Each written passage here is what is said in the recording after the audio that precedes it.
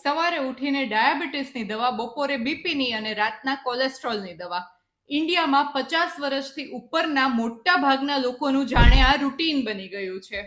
અને તકલીફ એ છે કે લોકો એવું સમજે છે કે આ તો ઉંમરના કારણે નોર્મલ કહેવાય, પરંતુ આ ત્રણેય વસ્તુઓ એકબીજા સાથે ઇન્ટરલિંક્ડ છે, એટલે કે જોડાયેલી છે. અને દવાઓથી ફક્ત તમારા લક્ષણો ઠીક થાય છે, મૂળ કારણ નહીં.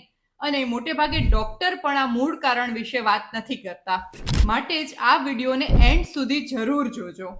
હવે સૌથી પહેલા તો તમે લાંબા સમય સુધી શુગર ખાઓ, રિફાઇન્ડ કાર્બ્સ ખાઓ, કોઈ પણ જાતની કસરત ના કરો, નિયમિત ઊંઘ ના લો, પૂરતા પોષક તત્વો ના લો, એટલે તમારા શરીરના જે કોષો હોય એ ઇન્સ્યુલિન સામે રિએક્ટ કરવાનું ઓછું કરી દે.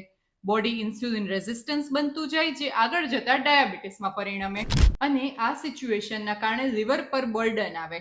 લીવર ટ્રાઇગ્લાઇસરાઇડ અને VLDL વધારે પ્રોડ્યુસ કરે. ટ્રાઇગ્લાઇસરાઇડ અને VLDL અલ્ટિમેટલી કોલેસ્ટ્રોલ. અને ડાયાબિટીસ ને કોલેસ્ટ્રોલ બંને આવે એટલે તમારા હૃદયની જે આર્ટરીઝ હોય એ વધારે સ્ટીફ થઈ જાય, વધારે સાંકડી થઈ જાય કોલેસ્ટ્રોલ જમા થવાથી. એટલે તમારા હાર્ટને વધારે જોરથી બ્લડને પંપ કરવું પડે અને એટલે તમને આવી જાય બ્લડ પ્રેશર.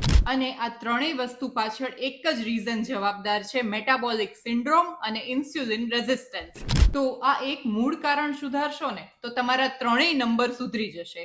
દવાઓ શરૂ થયા પછી બંધ તો નથી થતી, પરંતુ તમે ત્રણેય વસ્તુઓને કંટ્રોલમાં ચોક્કસ રાખી શકો. તો આ માહિતી મેક્સિમમ લોકોને શેર કરો, અને આને સોલ્વ કરવાના ઉપાયો માટે અમે વિડીયો બનાવીએ એવું ઈચ્છતા હોય તો કમેન્ટ્સમાં યસ લખો.